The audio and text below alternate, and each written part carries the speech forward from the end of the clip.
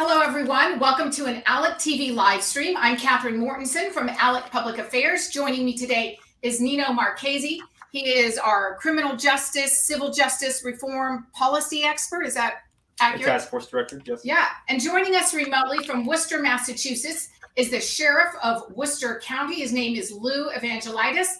And we're so happy that you're with us today. I just want to let the audience know a little bit about who you are because you are so exceptional. You were elected sheriff, I believe the first Republican sheriff in Worcester County, Massachusetts, in 50 years. You were elected a little over 10 years ago. And during those 10 years, you have made tremendous reforms. You have had a tremendous impact for good.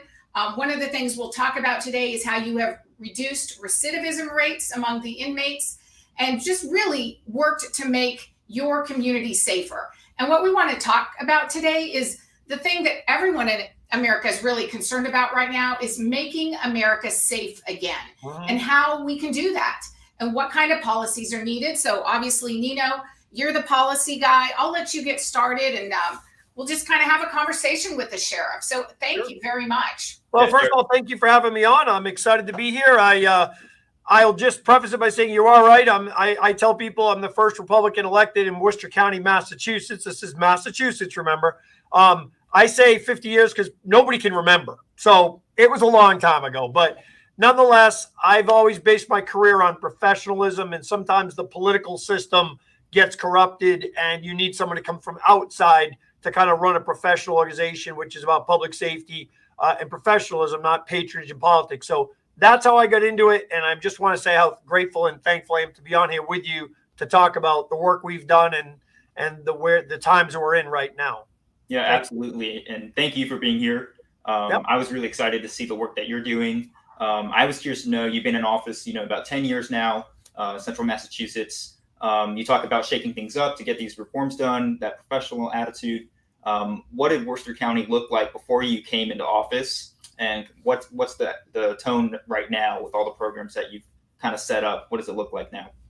Sure. Well, there's a lot to say, but I guess I'll get started by saying, Worcester County, according to your question, I will say is a beautiful county. It was a beautiful county before I got here, and it will be a beautiful county after I'm gone. So, being facetious when you ask me, how does it look? I think you're referring to how did the culture and the climate of the Worcester County Sheriff's Department look when I ran for office in 2010. Is that a fair assessment of your question? Yes, absolutely. Okay. So I say this everywhere I go for 10 years, and I ask anyone who does not agree with my assessment, that's their opinion.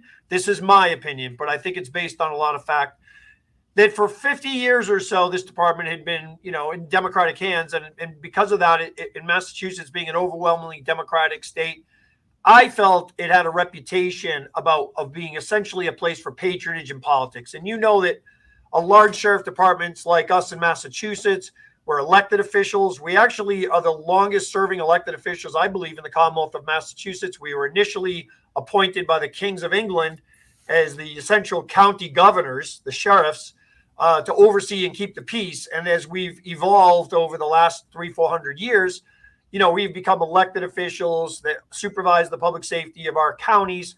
Worcester County is a county, for those of you listening may not know, we're the largest geographic county in Massachusetts. We go from the northern border of New Hampshire and Vermont down to the southern borders of Connecticut and Rhode Island. So we're 60 towns, we're almost 1 million people. And in those years before I was elected sheriff, I felt the department had evolved into, as I said, a place where there was a lot of politics and patronage. I've known some of the prior sheriffs. They're good men. They just shared a different vision than I did. And I kind of ran against the system because I felt criminal justice and my background having been someone who I went to not only University of Mass Amherst, but I went to law school at Temple University. I worked in the private sector for 20 years, really, before I even ran. I didn't run for political office till I was 40. And I served as a state representative, a Republican representative from 7 towns in Worcester County. And then when the sheriff's department opened up, the prior sheriff ran for a different office. I ran on a really a platform of against what has been going on at the sheriff's department. And instead of patronage and politics, I promised to clean up what I felt was a mess. And to do that, I had to establish some things right out of the gate. And I'm very proud of those things. But first and foremost was never accepting a campaign contribution from an employee of our department or their spouses. There was a long history of that. And the people who cared most about who sheriff was were people that worked there and their spouses.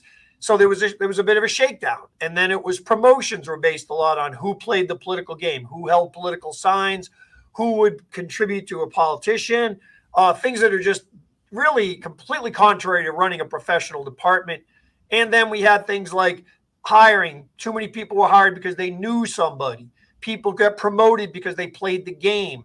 So I really set out to run against the system. I didn't have anybody here supporting me. And there are hundreds of employees here, none of whom I knew, nor I wanted their support, because I really wanted the support of the people outside my window of Worcester County. And I promised we would never accept a contribution from an employee or spouse. That had never been done before. I would raise the hiring standards where you have to have served your country, or you would have to have a college degree for us to hire you. So no more nepotism, no more family members on the payroll, no more political, nephews and nieces and cousins getting hired. Those days ended the day the people put their faith in me, overwhelmingly, by the way, to be their sheriff. The name of the sheriff, my name, Evangelitis, it would fit on vehicles. It doesn't belong there. So that was removed at no cost to the taxpayer. Inmate labor took those off. And we've set upon 10 years now of raising the bar on professionalism here, hiring the best people to do a very difficult job, which is, keeping people off the street who need to be kept off the street, but also prepare those for reentry who are going to be getting released so they become more productive, better citizens when they leave than when they got here. That's very hard work. So that's kind of how I came into it. The approach I took, change the culture of this department that had existed for 50 years. And I promise you, changing a culture is not easy. People didn't know any other way than the political way. We had to demonstrate it by sticking to our guns. We had a lot of arbitrations. We had a lot of terminations. We had a lot of struggles, but we stuck to our guns because that's who sent the people sent us here to run this department about public safety and professionalism. And I'm proud to say, in my opinion, we have stuck to our promises. Okay, Sheriff, this is Catherine. I want to pull up a video. Sorry, I thought I had it ready to go. But it was about this unique program that you started there called Opportunity. Yep. Worcester County Jail. And what you did there was you allowed the inmates to sort of develop, to practice, and to share their singing talents. And I want to hear a little bit more about that. But right now, I'm going to share a little clip so we can see what that looked like. And then you can tell us on the other side of it why this was such an impactful program. What kind of a difference did it make for those inmates? So one moment, and I will pull that video up. Okay. Let's see. Opportunity. Okay. Let's see. Is it playing the audio?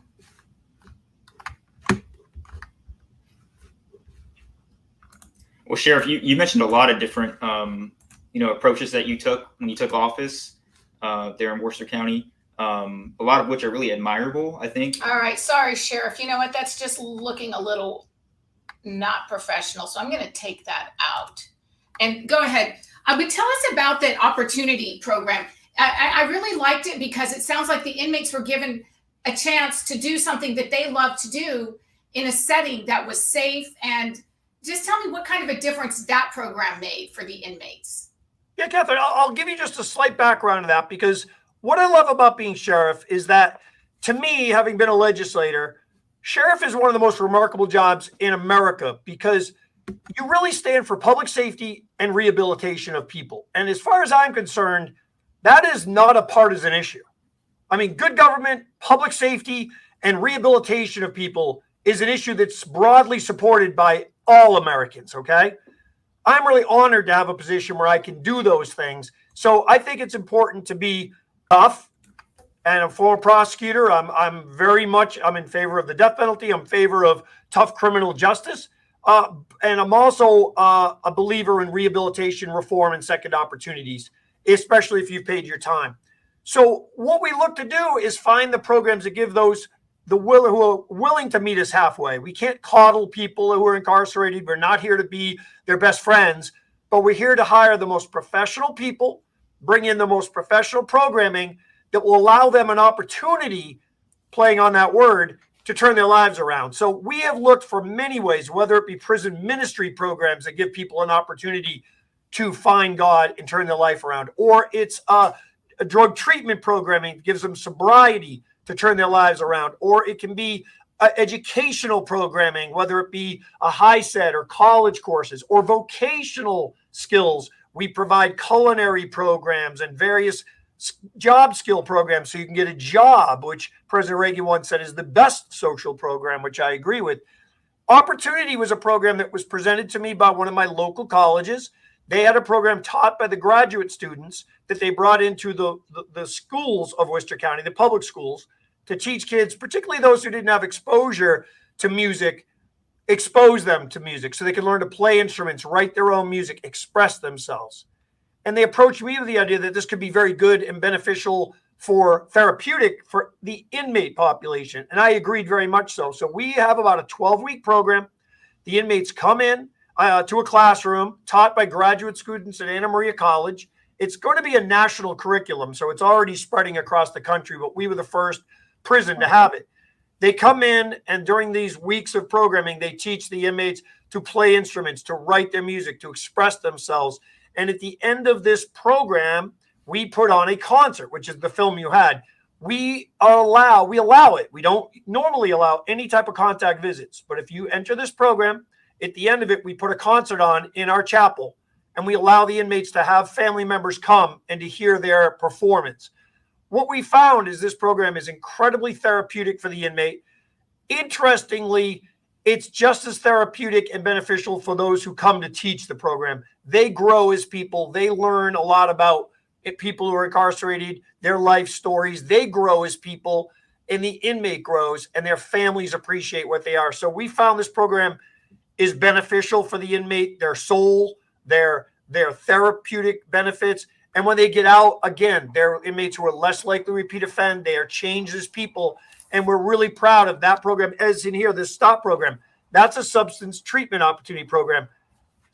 There was a time still similar, although with criminal justice reform, there's changes in our population. But essentially, 80 to 90% of people who are incarcerated today are incarcerated because of substance abuse. You know, they whether it be alcohol or drugs.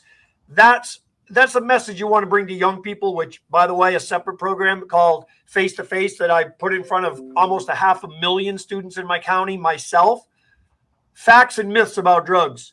Every inmate in America knows every myth about drugs. They didn't know the facts. I figured out to put myself out of business, I should go into the schools because, as this shows, so many people have drug and alcohol substance abuse issues. So I want to put myself out of business by going to the middle and high schools, because what I learned was the majority of people incarcerated today have substance abuse issues. And if they don't, they wouldn't be in prison. So if you want to know how to stay out of prison, number one, don't get involved with drugs and alcohol. Your chance of going to prison just dropped 80%, maybe higher. So this program, as you put up there, that graph shows that successful releases after a program. This is a intensive program we have, one for those who are in our jail, who are inmates that are sentenced. That program, it can be up to 6-month treatment program, very unique in corrections in America. We also have a short stop program for those who are here for a shorter time. They get intensive drug treatment programming, therapeutic approaches, and when they get out, their recidivist rate is significantly lower than the general population. So we know this. Throwing the key away sounds great.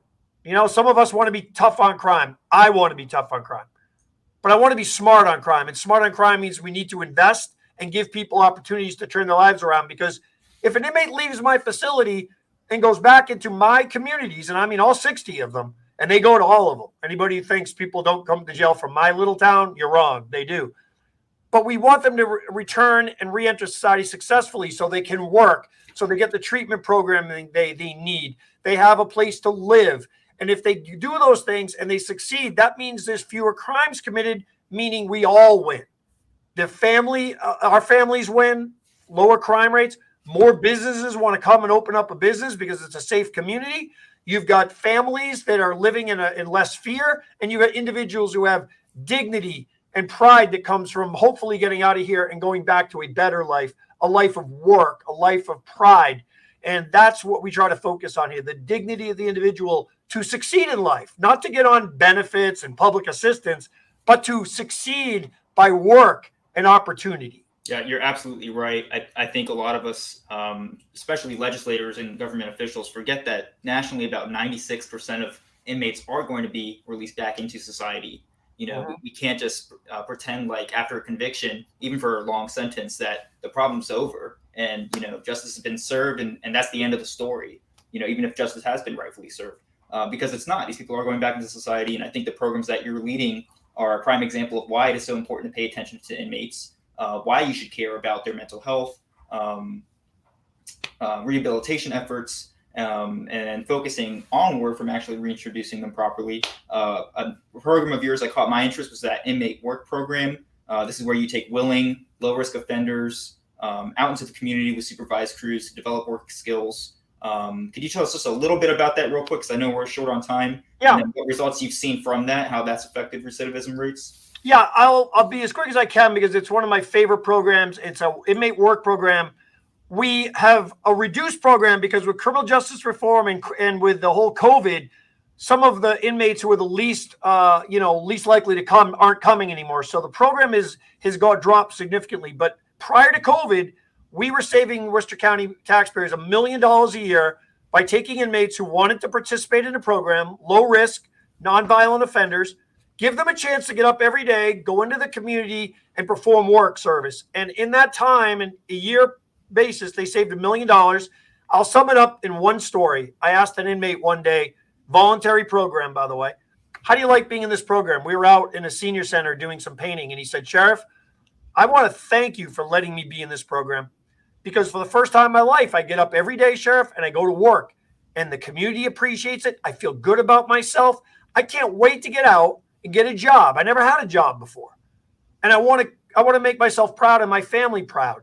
And I even asked him, like, where'd you grow up? And he grew up in a housing project, and his mother grew up in that project. And he wanted a better way. And I remember thinking to myself, imagine a program. Now, I'm going to repeat this twice just so you don't miss it. It saves the taxpayers millions of dollars and turns people's lives around. Saving, not costing. Right. Saving millions, turning lives around. And I guess the moral of that story for me is there is no dignity in dependence. There is none. There is dignity in work, in pride. And that's what I found with our inmate population. When they get out of here, they don't want to go back to their old ways. They're not proud of that. If they see me outside, they run across the street. They don't want to see me if they're failing. Right. And when I tell them, every graduation I've been to, I tell them this story. I said, I used to say I don't ever want to see you again.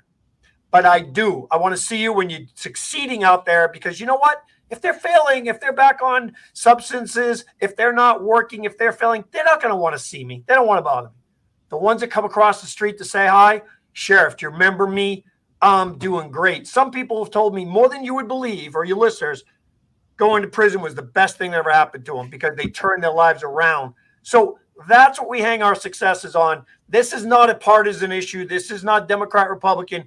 This is common sense approach to a problem to make our society a better place. But for me, it came back to professionalism because our department had too long been perceived as a political and patronage place. And I thought it was important to set the bar straight, start over, and build it the right way. And it took a long time, but we're 11 years in, and I couldn't be prouder of the work we're doing. It's a really important point you mentioned, the politics of it and how it's perceived. You're Republican. You've been a Republican in the state legislature. You're a former prosecutor, private practice attorney, and now obviously, an elected county sheriff. So not only have you had like a wide variety of valuable experiences, but I think unique perspectives to the criminal justice system, different angles and approaches that you've made efforts into the system with.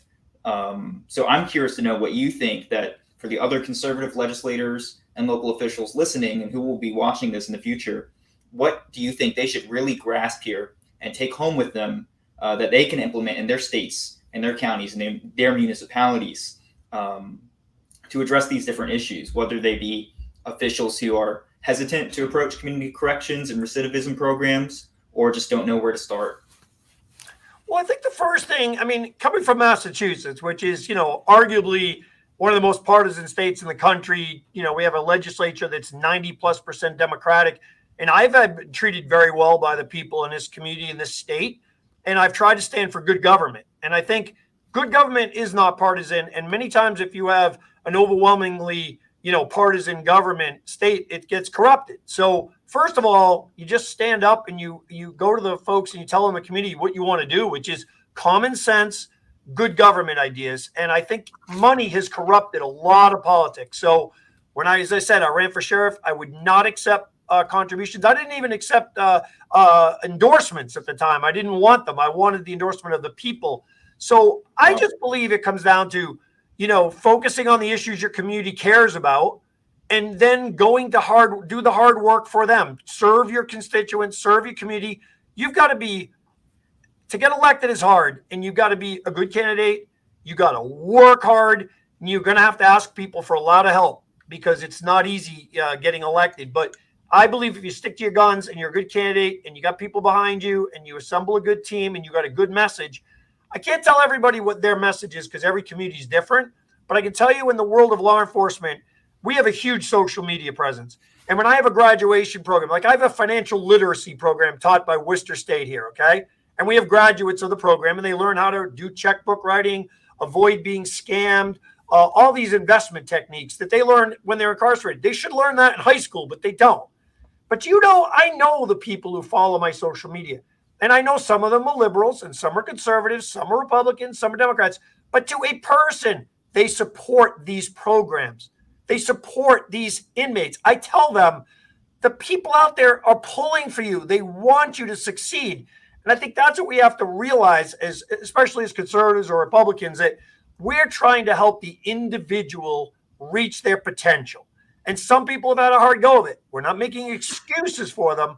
We're trying to reach them, to give them an opportunity to reach their full potential as an individual. That doesn't come from being dependent on government programs, being incarcerated, getting released on public assistance.